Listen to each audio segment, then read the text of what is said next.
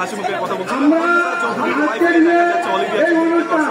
আপনারা এই মুহূর্তে দেখতে পাচ্ছেন Hamza Chowdhury, the man, the myth, the legend, যে বাংলা ফুটবলকে চেঞ্জ করে দিচ্ছে। স্বপ্ন নয়, দর্শক গায়ের চিমটি কেটে দেখুন হামজা চৌধুরী এখন বাস্তবতা। স্নান থেকে হামজা চৌধুরী চলে এসেছেন, তাকে দেখা যাচ্ছে, তাকে সদস্যরা রয়েছেন এবং সবাইকে ভালো লাগছে, সবাইকে সম্মান করে অমুক না অমুক তা করতে পারবো না।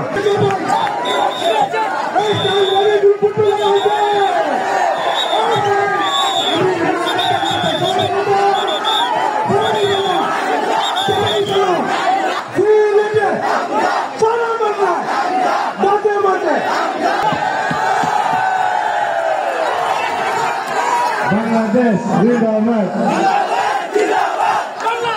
Zindabad. Zindabad. Bangladesh, Zindabad.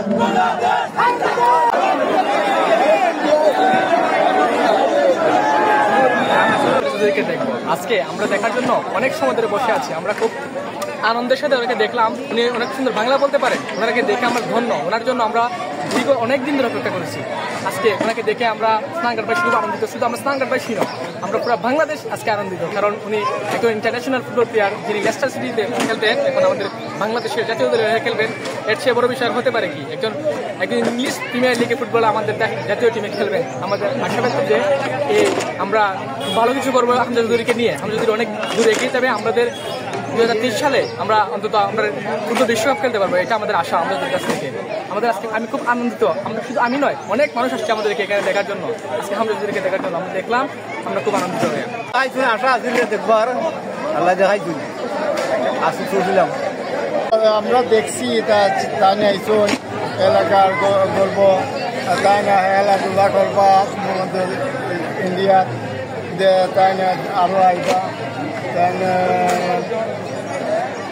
খুব ভালো লাগছে। আমরা এলাকার সন্তান হামজা চৌধুরী, হামজা ভাইকে দেখার জন্য সবাই অনেকে এসেছে আমার সাথে। সবাই দেখে আনন্দিত হচ্ছে। প্রায় 1 মিনিটের মতো আমরা দেখতে পাচ্ছি, কিন্তু দেখে আমাদের মন ভরে গেছে। আমরা গর্বিত, আর পুরো বাংলাদেশের মানুষই হামজা ভাইকে দেখে গর্বিত।